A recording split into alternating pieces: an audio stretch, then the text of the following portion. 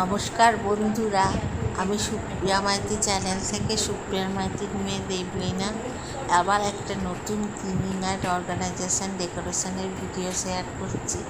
এবার আমি উপরের আমার ভাইয়ের বেডরুমটাকে ক্লিন করতে এসেছি, কারণ পুজো এসে গেছে। এবার রুমগুলো আস্তে আস্তে ক্লিন করতে হবে, অনেক দিন পরিষ্কার করা হয় না, ধুলো ময়লা টিকটিকি পটিতে পড়ে গেছে। তাই আমি পাইপ দিয়ে জল দিয়েই রুমটাকে ক্লিন করেছি। যদিও তোমরা বলবো প্রচুর জল খরচা করেছে, কিন্তু এছাড়া ক্লিন করার কোনো উপায় ছিল না, কারণ প্রতি কোনায় কোনায় ময়লা ছিল। এগুলো শুকনোভাবে কোডিং দিয়ে বা ভিজা ন্যাকড়া দিয়ে মুছে যেত না। মেঝেটাও প্রচণ্ড নোংরা হয়েছিল, তাই আমি সমস্তটাই পাইপ দিয়ে জল দিয়ে ক্লিন করেছি। প্রথমে আমি জানলার পর্দাগুলো নিয়ে নিলাম, বা জানলার পর্দাগুলো খুলে নিয়ে আমি ওয়াশিং মেশিনে দিয়ে এলাম। এরপর আমি আস্তে আস্তে জানলাগুলো খুলে নেব। জানলাগুলো খুলে আমি পাইপ দিয়ে জল দিয়ে এগুলো ক্লিন করতে আরম্ভ করছি। দেখো বন্ধুরা, কীভাবে আমি ক্লিন করি, কীভাবে ডেকোরেশন করি। আশা করি তোমাদের এই ভিডিওটা ভালো লাগবে। যদি ভালো লাগে তাহলে একটা লাইক, শেয়ার, কমেন্ট এবং করে দিয়ে আমার খুব ভালো লাগে।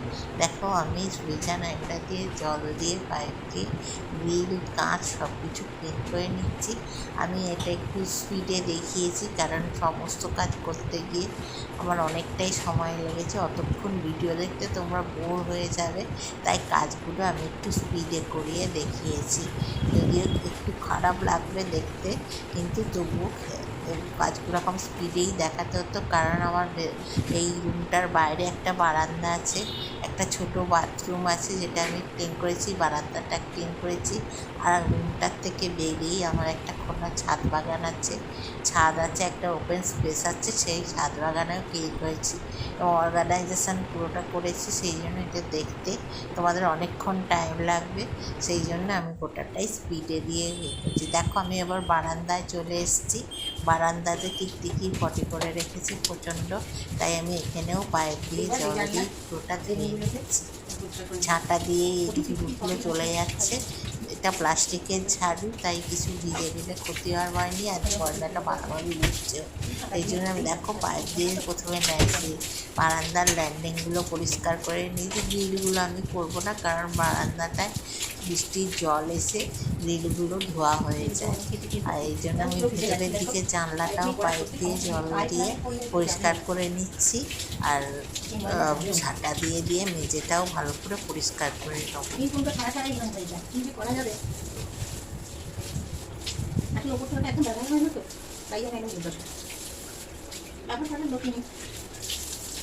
মাঝে মাঝে পরিষ্কার করি, সপ্তাহে একদিন নিচে চলছে। কোথায় লোক সংখ্যা কিনবে, সুতরাং এভাবেই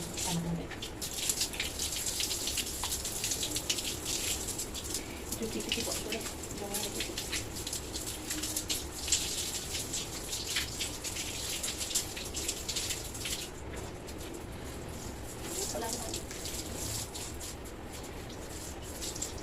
বন্ধ করে আছি।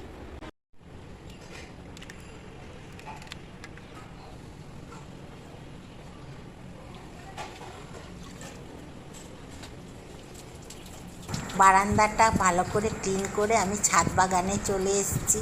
আমার এটা একটা ওপেন স্পেস, বেডরুমটার পরেই এই বাগানটা আছে, ছাদটা আছে। এখানে আমি বেশ কিছু গাছ রেখেছি। বড় বড় গাছগুলো আমি ওপরেই রাখি, যেমন বড় বড় পাতাবাহারগুলো, এগুলো আমি ওপরেই রাখি, কেন নিচে বেশি জায়গা নেই, আর নিচে মানুষ যাতায়াত করে, তাই খুব চলতে অসুবিধা হয়। তাই বড় বড় গাছগুলো আমি এখানেই রেখেছি। যেহেতু বর্ষাকাল, তাই টবের নিচে নিচে অনেক কাদা জমেছে। টবগুলো সরিয়ে সরিয়ে আমি ক্লিন করে নিচ্ছি। আর উপরের অংশটায় আমি বেশ কিছু জবা গাছ রেখেছি। ওই দেখো একটা জবা ফুটে আছে। আর পুজোর জন্য কিছু নিয়ে নেওয়া হয়েছে, লক্ষ্মী জবা আর কিছু জবা ফুল নিয়ে নেওয়া হয়েছে, তাই বেশি ফুল এখানে এখন দেখা যাচ্ছে না। অনেকটা বেলা হয়ে গেছে, সকালবেলা পুজোর ফুলটা তুলে নেওয়া হয়েছে। নিচেও কিছু ফুল গাছ আছে, এই নিয়ে মোটামুটি ঠাকুরের পুজো হয়ে যায়। আর পাতাবাহারগুলো, বড় বড় টবগুলো আমি সরিয়ে সরিয়ে ঝাঁটিয়ে নিচ্ছি, ভালো করে ঝাঁট দিয়ে নিচ্ছি আমি বাগানটা।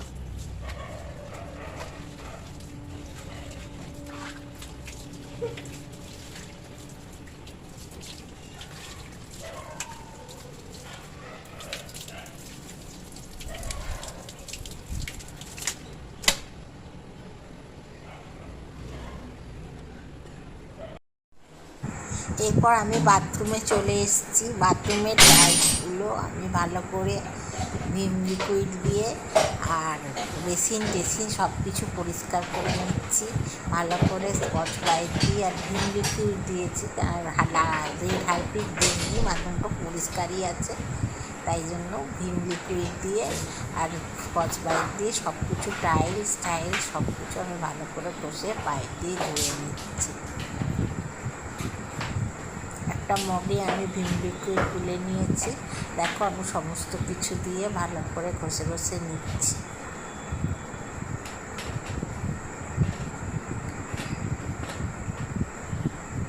টাইলসগুলোও আমি ঘষে দিচ্ছি। এগুলো খুব ভালো টাইলস, ব্যবহারও হয়নি বেশি দিন, বাথরুম কোনো দিনই ইউজই করা হয়নি। বাড়িটা আমাদের প্রায় 10-15 বছর দোতলাটা হয়েছে, সেরকমভাবে ইউজ হয়নি বলে এখনও ভালোই আছে। এমনিতেই আমি খুব মেনটেন করি, 2 সপ্তাহ ছাড়াই আমি 1 সপ্তাহ 2 সপ্তাহ ছাড়াই। এরপর আমি আবার বেডরুমে এলাম। বেডরুমে জল অনেক পড়েছে, কিছুটা পাইপ দিয়ে জল দিয়ে ঝাঁটা দিয়ে আমি এবার ঝাঁটিয়ে নিচ্ছি। প্রচুর ময়লা, তাই ভেজা জল করেই আমি ঝাঁটা দিয়ে ভালো করে ঝাঁটিয়ে নিচ্ছি।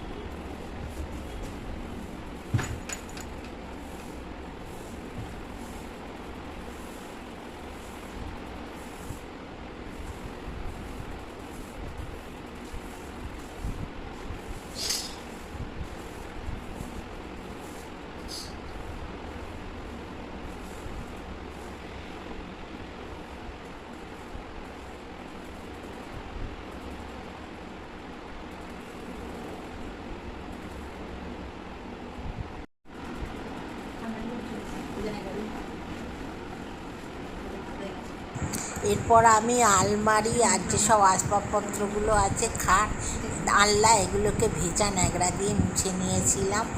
আয়নাটা কলিং দিয়ে মুছতে হবে, কলিংটা নিচে আছে তাই আর আনতে পারলাম না, পরে আয়নাটা মুছে নেব। দেখো আলমারিটা ঘষে আমি ভেজা ন্যাকড়া দিয়ে, জলের দাগ হয়েছে প্রচণ্ড, কিন্তু খুব একটা ময়লা হয়নি। আলমারিটা 5-6 বছর আগে রং করা হয়েছিল। এটা অনেক পুরনো আলমারি। এটা আমার বাবা মায়ের বিয়ের সময় আমার দাদু এই আলমারিটা দিয়েছিল, সেটাই ভাইয়ের ঘরে শিফট করা হয়েছে। 5-6 বছর আগে রং হয়েছে, তাই একেবারে নতুনের মতোই লাগে। কাঁচটা একটু জলের ছিটে লেগেছে, এটাকে কলিং দিয়ে পরিষ্কার করতে হবে।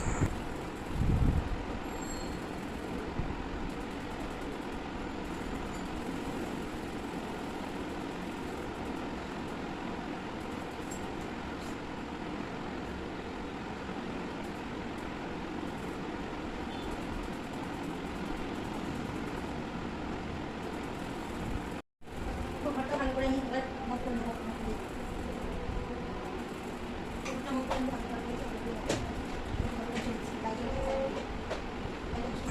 এরপর আমি ঘরটা মপ দিয়ে ভালো করে লাইজল দিয়ে শ্যাম্পু দিয়ে ভালো করে 2-3 বার মুছে নিয়েছিলাম। প্রচণ্ড জল ছিল তাই একবার মোছাতে হয়নি।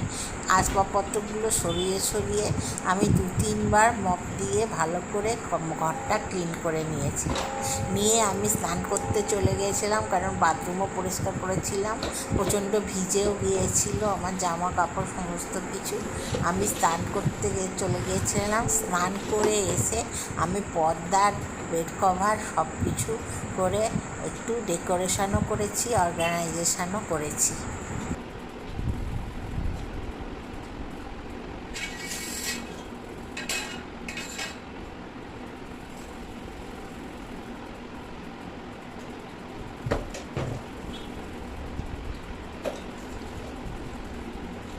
বলো ভালো করে মুছে আসছে।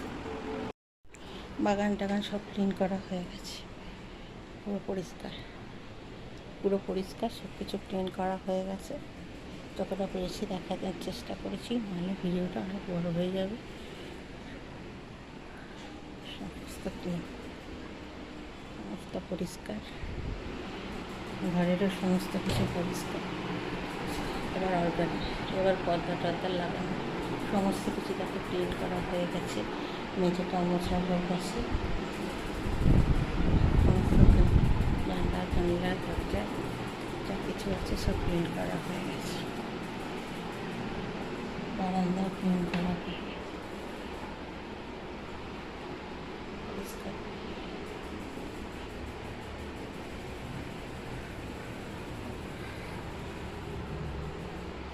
ক্লিন করা হয়ে গেছে, মেঝেও ক্লিন করা হয়ে গেছে, সমস্ত কিছু মপ করা হয়ে গেছে। বাথরুম পুরো ক্লিন, বেসিন সমস্ত কিছু ক্লিন।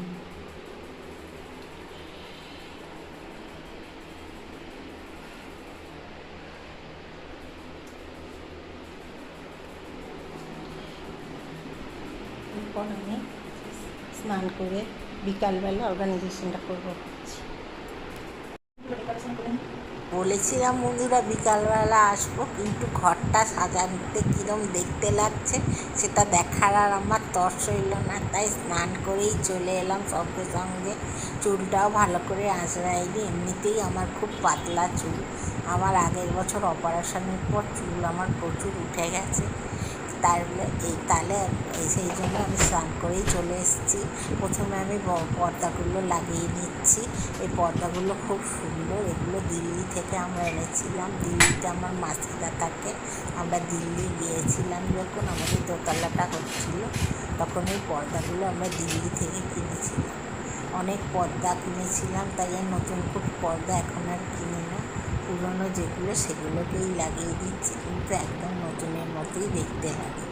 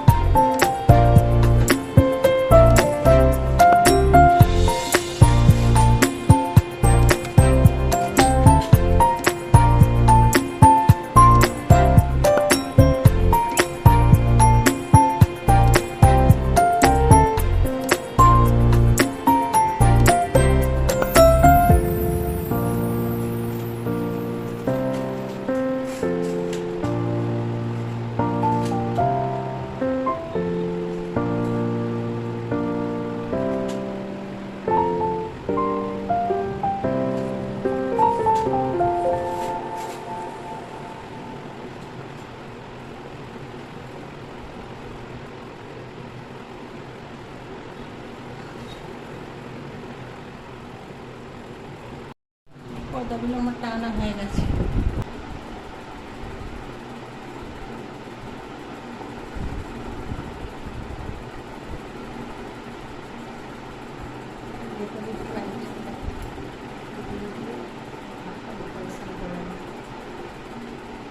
এরপর আমি কিছু ডেকোরেশনের জিনিস নিয়ে এসেছি, যেগুলো আমার ছিল আগের থেকে।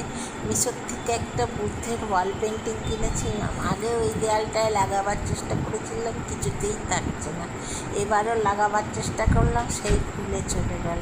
আর কিছু ছোট্টো ছোট্টো পাখি ওয়াল হ্যাঙ্গিং কিনেছিলাম, সেগুলোও আমি লাগিয়ে দিচ্ছি। যতই আমি বুদ্ধির পেন্টিংটা লাগানোর চেষ্টা করছি, কিন্তু কিছুতেই লাগলো না, সেই খুলে চলে গেল। জানি না কেন এই দেয়ালটা এটা লাগছে না।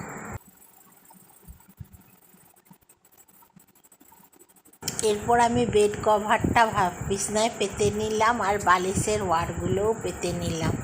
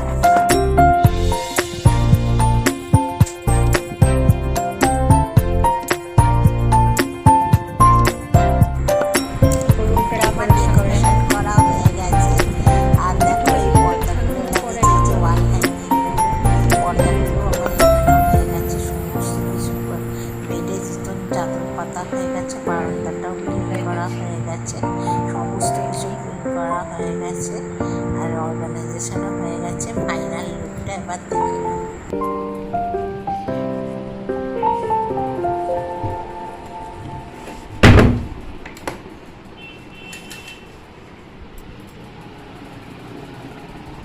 একটা ফুলের ছোট্ট গাছ রেখেছি।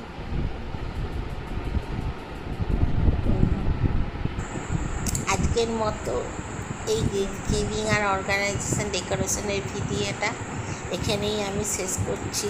নমস্কার বন্ধুরা, তোমরা সবাই ভালো থেকো এবং ভালো রাখো সবাইকে, নিজেরাও ভালো থেকো, তোমাদের পুজো ভালো করে কাটুক। আর পুজোর আগে খুব ক্লিন আর ডেকোরেশন করো, নতুন নতুন জামা কেনো আর নতুন নতুন খাবার বানাও। আর সেই সঙ্গে আমার ভিডিওটা একটু দেখো সময় করে। টাটা, গুড নাইট বন্ধুরা।